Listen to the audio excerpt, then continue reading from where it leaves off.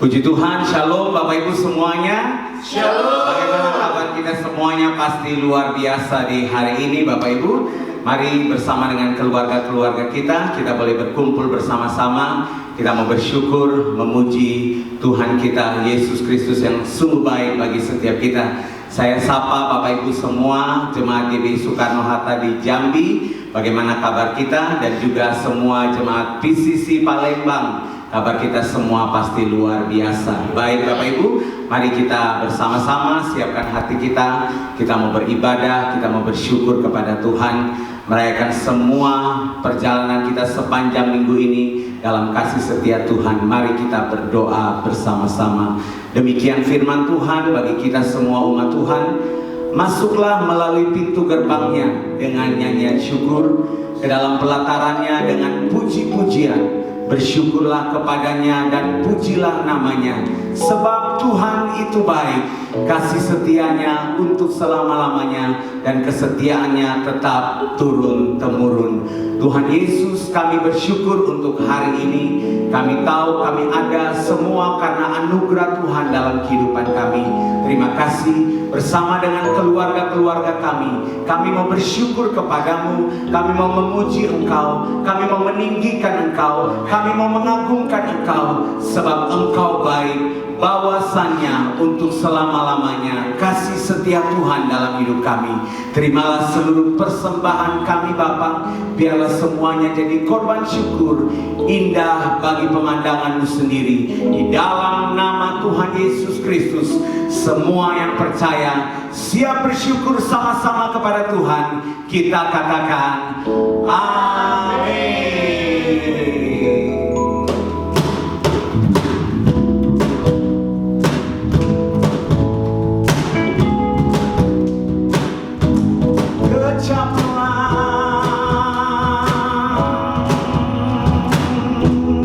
Mari Bapak Ibu sama-sama nyanyikan.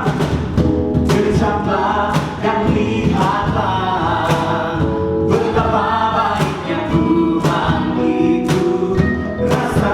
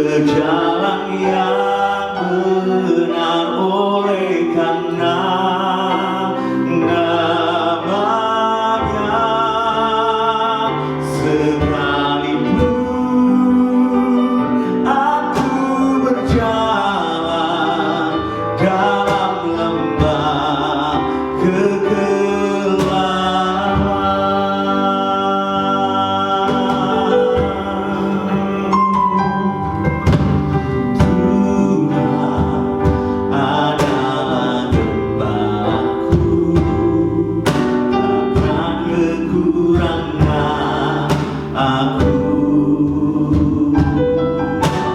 Dia membaringkan aku di padang yang berumput hijau.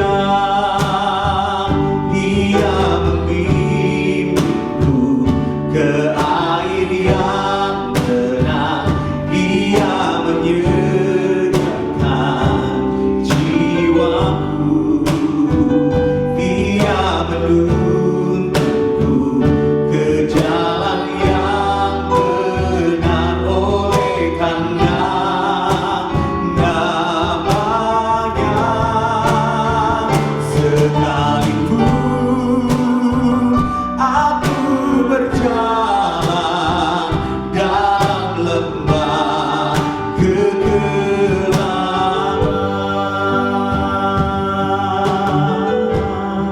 Mari yang wanita saja katakan, Tuhan.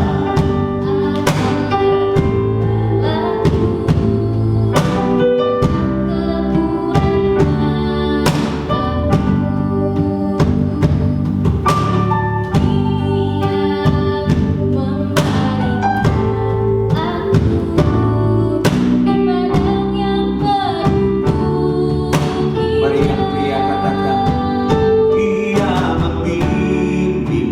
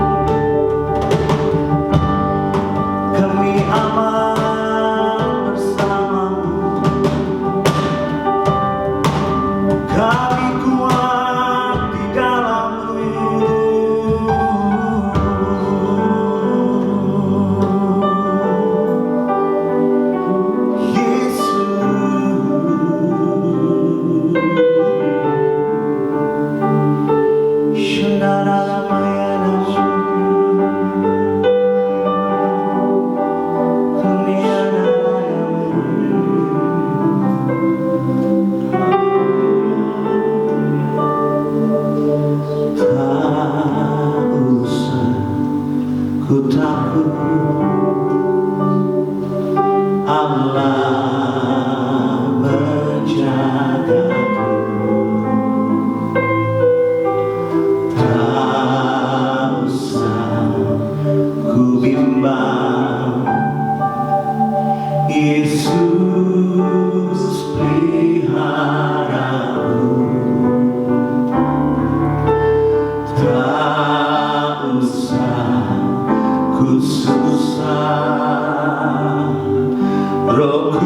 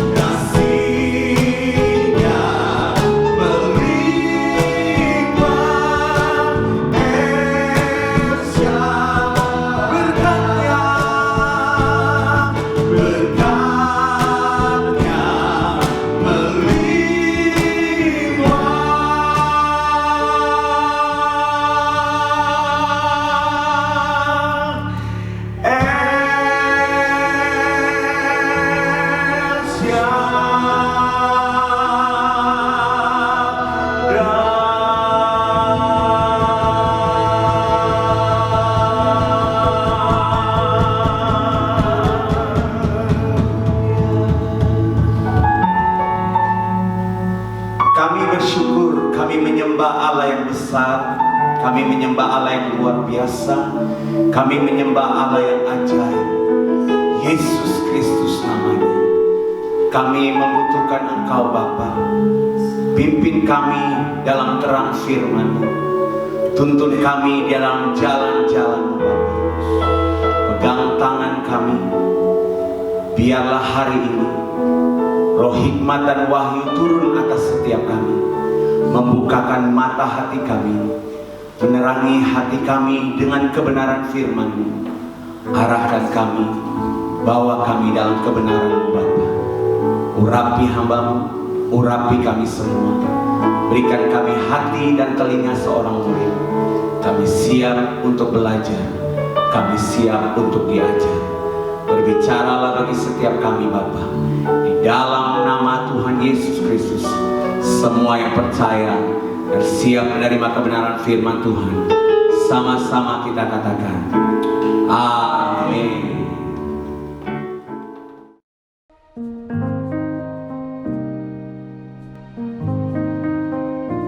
Shalom semuanya. Pada saat COVID-19 menjadi pandemi, kita harus bersiap-siap untuk memasuki krisis ekonomi. Krisis ekonomi dapat memicu krisis sosial. Sekarang kita mulai memasuki krisis ekonomi secara global, termasuk di Indonesia. Kita harus banyak berdoa agar krisis ini tidak berlarut-larut sehingga menimbulkan krisis sosial. Pada tanggal 17 April 2020, SMRC, yaitu Saiful Mujani Research and Consulting, merilis survei yang dia dapatkan. Survei menunjukkan bahwa 67% rakyat Indonesia mengatakan kondisi ekonominya semakin memburuk sejak pandemi COVID-19. Sebanyak 24% mengatakan kondisi ekonominya tidak mengalami perubahan. Dan hanya 5% mengatakan kondisi ekonominya lebih baik. Mayoritas masyarakat Indonesia, yaitu sekitar 77%, menganggap COVID-19 mengancam pemasukan atau penghasilan mereka.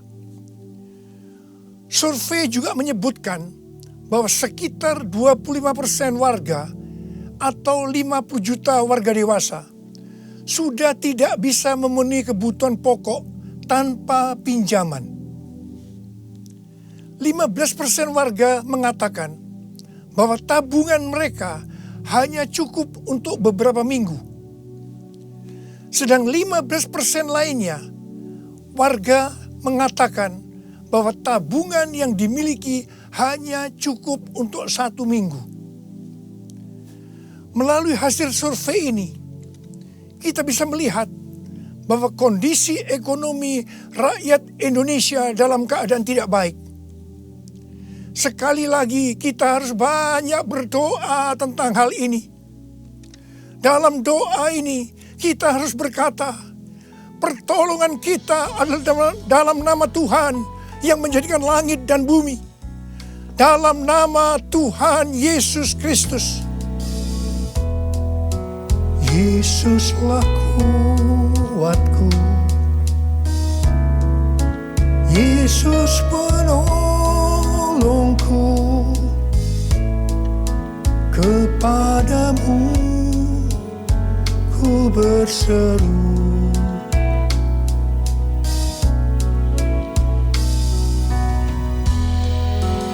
Yesus perisaiku, ku serahkan hidupku.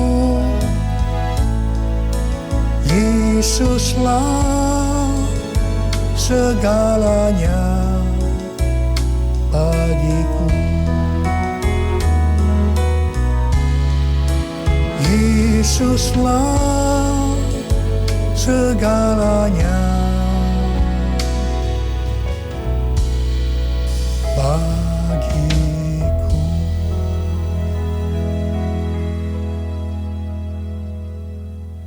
Setelah Tuhan Yesus bangkit, Sebelum kenaikannya ke sorga, Tuhan Yesus mengunjungi murid-muridnya yang sedang mencari ikan di Danau Galilea. 7 murid Tuhan Yesus, termasuk Petrus, Yohanes, dan Yakobus, sedang berkumpul dalam keadaan tergoncang akibat kematian Tuhan Yesus. Mereka dalam keadaan ketakutan. Secara ekonomi, mereka juga tergoncang karena biasanya mereka selalu bersama-sama dengan Tuhan Yesus. Mereka kembali ke Galilea dan mencari ikan untuk kehidupan mereka. Pada saat itu, mereka sepakat untuk mencari ikan. Alkitab mengatakan bahwa semalam-malaman mereka mencari ikan, tetapi mereka tidak mendapatkannya. Mereka tambah frustasi. Tiba-tiba dari darat ada suara yang berkata, "Hai anak-anak, adakah engkau mempunyai lauk pauk?" Dengan kesal mereka menjawab, "Tidak ada." Mereka semua tidak tahu kalau yang bertanya itu adalah Tuhan Yesus. Tuhan Yesus melanjutkan dengan berkata, "Kalau begitu, tebarkan jalamu di sebelah kanan perahu, maka engkau akan mendapat ikan." Perintah ini sebenarnya tidak masuk akal, karena alasan pertama, hari sudah siang. Mencari ikan di Danau Galilea harus malam hari. Alasan yang kedua, jarak perahu dengan pantai hanya sekitar 200 hasta, yaitu sekitar 90 meter. Jadi tempat itu adalah tempat yang relatif dangkal. Padahal biasanya ikan ada di tempat yang relatif dalam. Tetapi mereka taat kepada suara itu. Meskipun mereka tidak tahu bahwa itu adalah suara Tuhan Yesus. Setelah mereka melemparkan jala di sebelah kanan perahu, apa yang terjadi? Mereka mendapatkan 153 ekor ikan besar-besar. Baru setelah itu mereka sadar bahwa yang menyuruh mereka adalah Tuhan Yesus. Pertanyaannya, mengapa mereka tetap taat meskipun mereka tidak tahu bahwa itu Tuhan Yesus? Jawabannya adalah karena mereka hidupnya intim dengan Tuhan Yesus. Pada masa kesesakan, biasanya tidak gampang untuk mendengarkan suara Tuhan. Tetapi orang yang hidupnya intim dengan Tuhan, mereka tetap bisa membedakan bahwa ini suara Tuhan, meskipun samar-samar. Suara ini adalah suara yang sering dia dengar, yang memberi tuntunan, memberitahu apa yang harus dilakukan. Pada saat kita memasuki krisis ekonomi sebagai dampak dari pandemi COVID-19, kita perlu mendengar suara Tuhan. Saya ulangi sekali lagi. Pada saat kita memasuki krisis ekonomi sebagai dampak dari pandemi COVID-19, kita perlu peka mendengar suara Tuhan. Garis bawahi ini. Ada 3 macam suara. Yang pertama, suara Tuhan.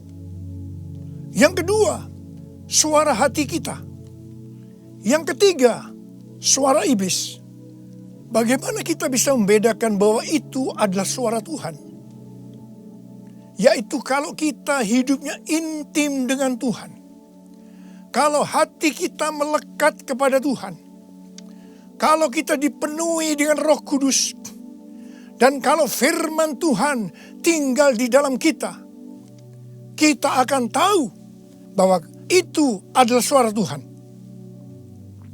Tuhan berbicara kepada kita melalui bermacam-macam cara. Bisa secara audible. Bisa melalui firman Tuhan. Bisa melalui nubuatan. Bisa melalui penglihatan. Bisa melalui mimpi. Bisa melalui peristiwa-peristiwa yang terjadi. Baik secara umum maupun yang ada di sekeliling kita. Dan lain-lainnya. Bagaimana kita bisa mengenali suara Tuhan? Sekali lagi saya katakan bahwa kita akan tahu kalau itu suara Tuhan kalau hidup kita intim dengan Tuhan. Kalau hati kita melekat kepada Tuhan. Kalau hidup kita dipenuhi Roh Kudus. Dan kalau firman Tuhan tinggal di dalam kita.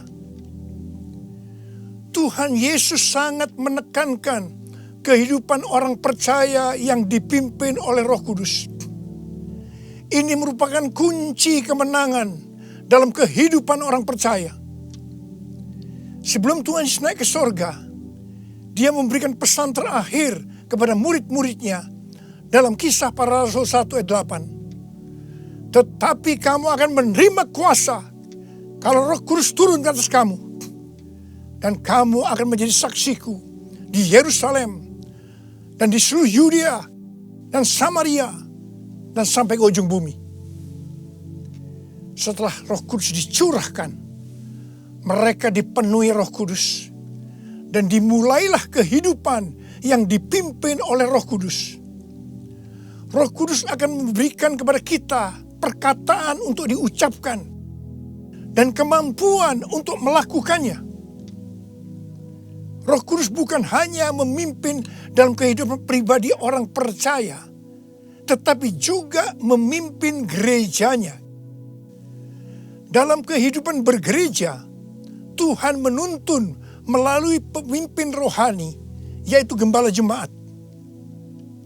Kepada para pemimpin jemaat, Roh Kudus menuntun untuk melakukan pekerjaan pelayanan dan melakukan amanat agung Tuhan Yesus. Sehingga gembala jemaat atau pemimpin rohani akan berkata, Tuhan berbicara kepada saya.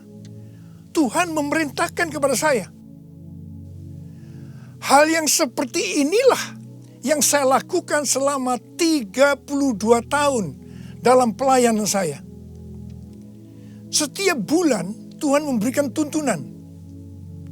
Dan kebanyakan tuntunan yang Tuhan berikan kepada saya, pada mulanya saya tidak mengerti. Tetapi saya percaya.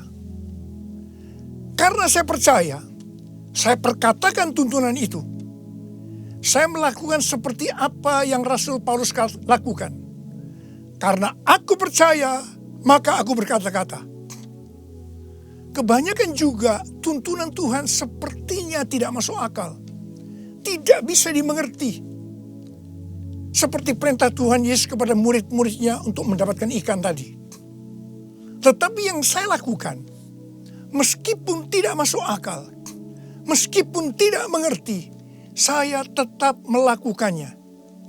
Begitu saya melakukannya, pengertian itu dibuka. Tema yang Tuhan berikan untuk tahun 2020 adalah tahun dimensi yang baru. Pada awal tahun dengan tuntunan Tuhan, saya berkata bahwa tahun ini untuk mencari nafkah tidak bisa dengan cara yang seperti biasanya. Tetapi harus dengan cara Tuhan.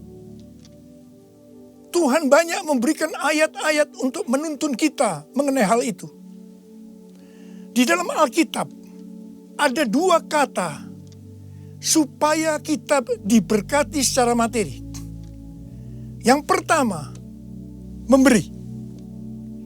Yang kedua, menabur. Di dalam Lukas 6 ayat 38 dikatakan, berilah dan kamu akan diberi. Suatu takaran yang baik, yang dipadatkan, yang digoncang, dan yang tumpah keluar akan dicurahkan ke dalam ribaanmu. Sebab ukuran yang kau pakai untuk mengukur akan diukurkan kepadamu. Amsal 11 ayat 25 berkata, siapa banyak memberi berkat, diberi kelimpahan. Dan Amsal 19 ayat 17 berkata, siapa menaruh belas kasihan kepada orang yang lemah, memiutangi Tuhan yang akan membalas perbuatannya itu. banyak yang mempunyai pengertian. Sekali lagi saya mau katakan, banyak yang mempunyai pengertian bahwa ayat-ayat tersebut hanya diperuntukkan bagi orang yang kelebihan uang, bukan orang yang berkekurangan. Tetapi saya mau katakan bahwa ayat-ayat ini bukan hanya untuk orang yang kelebihan uang, tetapi juga orang yang kekurangan uang. Garis bawahi. Pada waktu Tuhan Yesus melihat janda miskin yang mempersembahkan 2 peser ke dalam peti persembahan, Tuhan Yesus berkata, "Aku berkata kepadamu, sesungguhnya janda miskin ini memberi lebih banyak daripada semua orang itu. Sebab mereka semua memberi persembahannya dari kelimpahannya. Tetapi janda ini memberi dari kekurangannya. Bahkan ia memberi seluruh nafkahnya." Saya percaya bahwa Tuhan Yesus akan memberkati janda miskin ini berlimpah, limpah, limpah. Amin. Pada waktu Tuhan menyuruh Elia datang kepada janda Sarfat untuk menghidupi Elia pada masa kekeringan, janda Sarfat ini hanya memiliki tepung dan minyak untuk membuat roti yang terakhir baginya dan anaknya. Tetapi justru Elia berkata, dan saya percaya ini dari Tuhan, bahwa jika janda Sarfat itu memberikan sebagian roti itu kepadanya, maka minyak dan tepung tidak akan berkurang sampai berakhirnya masa kekeringan. Saya percaya itu tidak mudah bagi janda Sarfat untuk melakukannya. Tetapi yang jelas, janda Sarfat ini percaya apa yang dikatakan oleh Elia. Dan ketika dia bertindak, terjadilah seperti yang dikatakan oleh Elia, bahwa tepung dan minyak tidak berkurang sampai masa kekeringan itu selesai. Hal yang seperti inilah yang pernah saya alami. Saya menjadi seorang hamba Tuhan karena saya dipaksa oleh Tuhan. Karena saya berkali-kali mendapatkan panggilan itu, tetapi saya menolaknya. Supaya saya mau menjadi hamba Tuhan sepenuh waktu, Tuhan membuat saya menjadi bangkrut dan ditambah hutang. Saya juga pernah mengalami kondisi di mana saya bingung, besok mau makan apa ya? Mungkin hal seperti ini yang sedang banyak dialami oleh orang-orang dalam krisis ekonomi saat ini. Saya ingat pada waktu saya diizinkan Tuhan mulai bisa menabung. Pada suatu hari Pak Rahim, seorang pendoa syafaat yang sekarang sudah bersama Bapa di sorga, datang ke rumah saya. Ketika saya berbincang-bincang dengan Pak Rahim, istri saya, Ibu Hermin, memanggil saya untuk masuk menemuinya. Saya masuk, dan dengan gemetar Ibu Hermin berkata bahwa dia mendapatkan penglihatan. Ini untuk pertama kali dalam hidupnya. Apa yang dia lihat? Dia melihat sebuah angka di pintu lemari sebesar 30.000. Dan Tuhan berkata kepada Ibu Hermin bahwa dia disuruh untuk memberikan uang sebesar 30.000 kepada Pak Rahim. Saya berkata, kalau Tuhan yang suruh, ya berikan aja. Ibu Hermin menjawab, berikan gimana? Itu seluruh uang yang ada pada kita. Itu semuanya yang kita punya. Saya sempat tertegun. Kemudian kita berdua menangis di hadapan Tuhan. Dan kita berkata, Tuhan, kami akan taat Tuhan. Kami akan berikan uang ini kepada Pak Rahim. Ketika uang itu saya berikan kepada Pak Rahim, langsung dia buka amplopnya. Dan dia hitung bahwa jumlahnya 30.000. Dan ketika dia tahu bahwa jumlahnya 30.000, langsung dia menangis dengan keras. Ternyata sudah beberapa malam dia sujud kepada Tuhan di pelataran rumahnya, meminta uang kepada Tuhan sebesar 30.000 untuk membiayai 6 pendeta yang dari desa yang ada di rumahnya. Pada waktu itu saya sempat bertanya kepada Tuhan, Tuhan, kok mintanya kepada saya ya Tuhan, yang uangnya pas-pasan dan kadang-kadang masih kekurangan. Kenapa tidak minta kepada yang kaya? Tuhan hanya mengingatkan saya kisah tentang janda Sarfat tadi. Saya percaya, saya ada sebagaimana saya ada saat ini. Salah satunya karena saya melakukan itu. Mari, hari-hari ini kita akan bersatu melawan COVID-19 dan menabur untuk saudara-saudara kita yang terkena dampak. Karena itu, mari saudara-saudara yang sekarang mengalami dampak yang buruk dalam ekonomi akibat pandemi COVID-19 ini. Sekali lagi saya mau katakan kepada saudara, seperti yang tertulis dalam Amsal 10 ayat 22. Berkat Tuhanlah yang menjadikan kaya. Susah payah tidak akan menambahinya. Kalau saudara hidup sesuai dengan firman Tuhan, maka saudara pasti akan diberkati oleh Tuhan berlimpah, limpah, limpah. Tuhan Yesus berkata, jangan kamu khawatir. Jangan kamu khawatir. Jangan kamu khawatir. Apa yang akan kamu makan? Apa yang akan kamu minum? Apa yang akan kamu pakai? Semua itu dicari oleh bangsa-bangsa yang tidak mengenal Allah. Akan tetapi Bapamu yang di sorga tahu bahwa kamu memerlukan semuanya itu. Tetapi carilah dahulu kerajaan Allah dan kebenarannya. Maka semuanya itu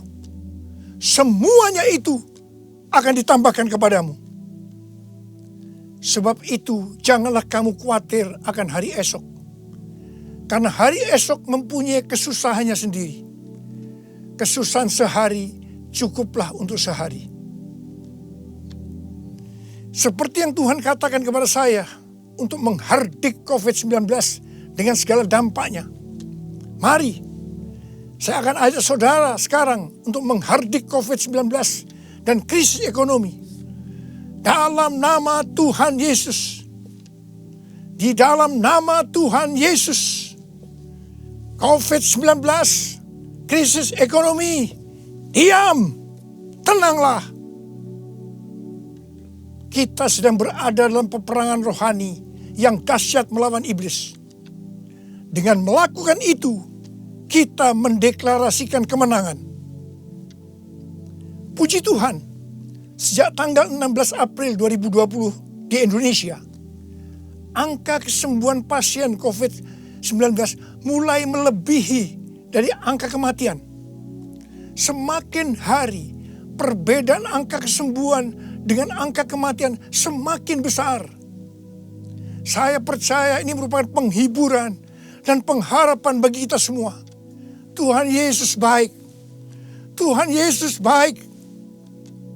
Saya mengajak saudara untuk masuk dalam puasa dari tanggal 10 April sampai dengan 28 Mei 2020. Saya mengajak saudara untuk menatap ke depan dengan berkata seperti yang terdapat dalam Roma 8 ayat 28. Aku tahu sekarang bahwa Allah turut bekerja dalam segala sesuatu, baik enak maupun tidak enak, untuk mendatangkan kebaikan bagi aku yang mengasihi Dia.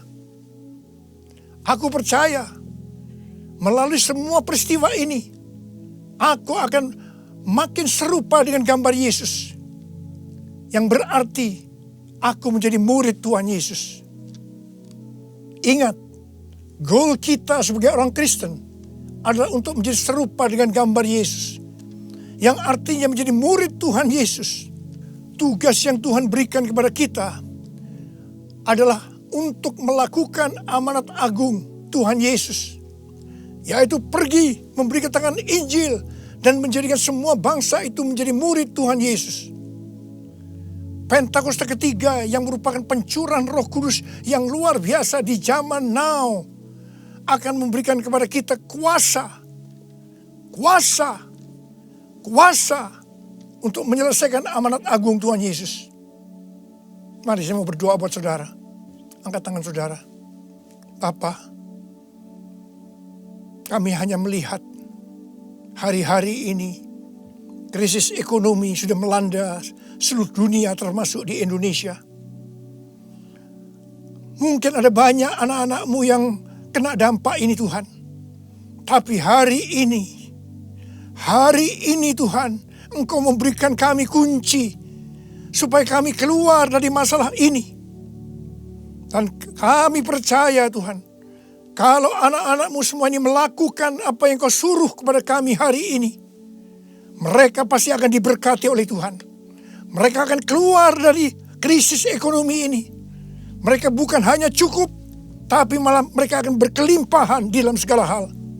Terima hidup berkelimpahan. Terima kelimpahan. Terima. Tuhan, hamba berdoa bagi mereka yang sakit. Sembuh dalam nama Yesus. Sembuh dalam nama Yesus. Sembuh dalam nama Yesus. Amin.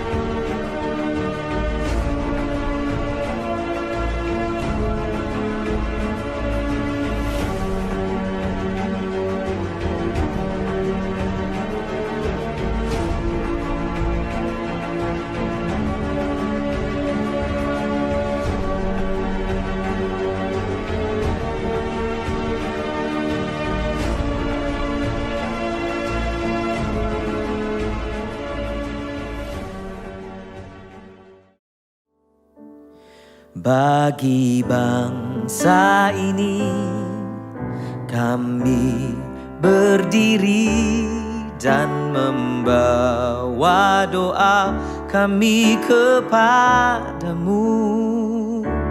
Sesuatu yang besar pasti terjadi dan mengubahkan negeri kami. Hanya nama-Mu Tuhan ditinggikan atas seluruh bumi.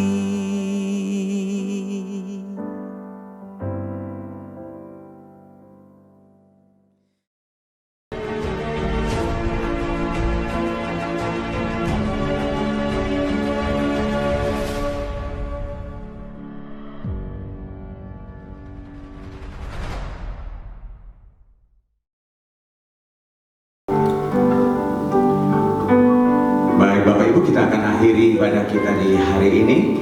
Mari bersama-sama kita akan berdoa untuk bangsa kita Indonesia. Kita serahkan bangsa ini ke dalam tangan kasih sayang Tuhan. Mari kita berdoa. Kita mengangkat tangan kita bersama-sama. Bapa, terima kasih. Kami bersyukur kami ada di bangsa kami Indonesia. Terima kasih matamu tertuju atas Indonesia, hatimu ada atas Indonesia. Kami berdoa Indonesia disembuhkan. Kami berdoa Indonesia mengalami kemenangan demi kemenangan. Kami percaya Indonesia mengalami kelepasan di dalam Engkau, Yesus Kristus Tuhan. Terima kasih Bapa, memberkati hamba-Mu Bapak Presiden, hamba-Mu Bapak Wakil Presiden. Kami berdoa di dalam nama Tuhan Yesus Kristus. Seluruh jajaran Menteri Kabinet Indonesia Maju, kami memberkati hamba-hamba-Mu Tuhan. Berkati seluruh tim dokter, para medis, berkati setiap mereka Bapa. Bungkus mereka dengan kuasa darah anak domba Allah. TNI, Polri, Engkau memberkati hamba-hamba-Mu Tuhan. Perlindungan Tuhan sempurna bagi seluruh kehidupan mereka Bapa. Terima kasih, kami mengucap syukur untuk bangsa dan negeri ini Tuhan Yesus. Berkati kota Jambi, kami melepaskan shalom, damai sejahtera Allah tercurah di atas Jambi. Terima kasih untuk kemenangan, terima kasih untuk pemulihan, terima kasih untuk damai sejahtera, terima kasih untuk keselamatan besar Engkau kerjakan bagi kota kami, Jambi tercinta Tuhan Yesus.